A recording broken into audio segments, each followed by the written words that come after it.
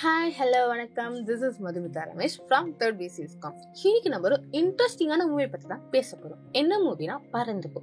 இந்த மூவியை நம்ம ராம் சார் தான் டைரக்ட் பண்ணிருக்காங்க. இந்த மூவியை பத்தி சொல்லணும் ஒரு கமர்ஷியல் காமெடி மூவி அப்படின்னு சொல்லலாம். அண்ட் இந்த மூவிக்கு ஏத்த மாதிரி தான் அந்த மூவியோட டைட்டிலுமே வச்சிருக்காங்க, பறந்து போ. இந்த மூவியை பத்தி சொல்லணும் ஒரு மிடில் கிளாஸ் அப்பா அம்மாவோ அவனுடைய தேர்ட் ஸ்டாண்டர்ட் படிக்கிற பையனை பத்தி தான் இந்த மூவி சொல்லலாம். அண்ட் இந்த மூவில நிறைய ட்விஸ்ட் அண்ட் டர்னிங் நிறைய வரும். நம்ம எக்ஸ்பெக்ட் பண்றது ஒண்ணு, ஆனா அங்க நடக்கிறது ஒன்னாதான் இருக்குமே.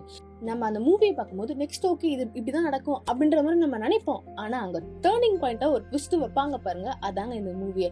இந்த மூவியை பார்க்க போனா 100% நீங்க ஜாலியா என்ஜாய் பண்ணிட்டு வரலாங்க. அண்ட் அது மட்டும் இல்லாம சாங்குள்ள மூவி இருக்கா இல்ல மூவிக்குள்ள சாங் இருக்கானே தெரியலங்க. ஒவ்வொரு சீனுக்கோ ஒவ்வொரு 5 மினிட்ஸ்க்கோ ஒவ்வொரு சாங் போடுறாங்க. பட் அந்த சாங்கோட சேர்த்து நம்ம அந்த மூவியை பார்த்தோம்னா ஒரு குட் வைப் தாங்க தருமே.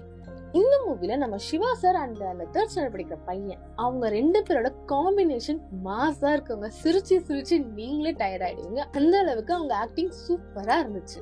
அண்ட் இந்த மூவியை பொறுத்த வரைக்கும் இந்த ஜென்ரேஷன் இருக்கிற பேரண்டிங்க பத்தி தாங்க உண்மையாவே ஃபுல் அண்ட் ஃபுல் ஸ்டோரியாவே இருக்குமே.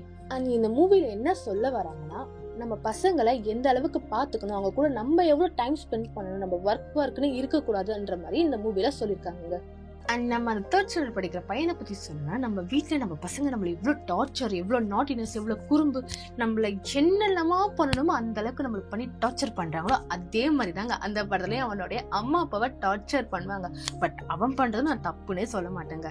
ஏன்னா இந்த ஜென்ரேஷன்ல ஃபுல்லாவே பேரண்ட்ஸ் எல்லாருமே ஒர்க் அப்படிதான் போறாங்க. அவங்களோட பசங்க கூட கொஞ்சம் கூட டைம் ஸ்பெண்ட் பண்ண மாட்டாங்க. ஸோ டைம் ஸ்பெண்ட் பண்ணாதனால நம்மளோட பசங்களுக்கு ஒரு லோன்லயே ஒரு ஃபீல் தரும். அதனால தாங்க இந்த படமே எடுத்திருக்காங்க.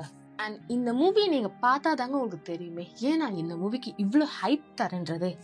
அண்ட் ஆல்சோ இந்த மூவியை இந்த ஜென்ரேஷன் பேரண்ட் மட்டும் பார்த்தா நல்லா இருக்கு. ஏன்னா இதுவே எங்க ஜென்ரேஷன் பேரண்ட்ல பார்த்தாங்கன்னா அந்த பிள்ளை இப்படி அட்டகாசம் பண்ணுது, இதுவே என் மகளோ இல்லை என் பிள்ளையோ இருந்தா நான் தோல் உரிச்சு போட்டிருப்பேனே அப்படின்ற ஒரு டைலாக் கண்டிப்பா வருங்க. ஏன்னா என்னுடைய அம்மா அப்பாவும் இந்த படத்தை பார்த்துட்டு அதே டைலாக் தாங்க சொன்னாங்களே.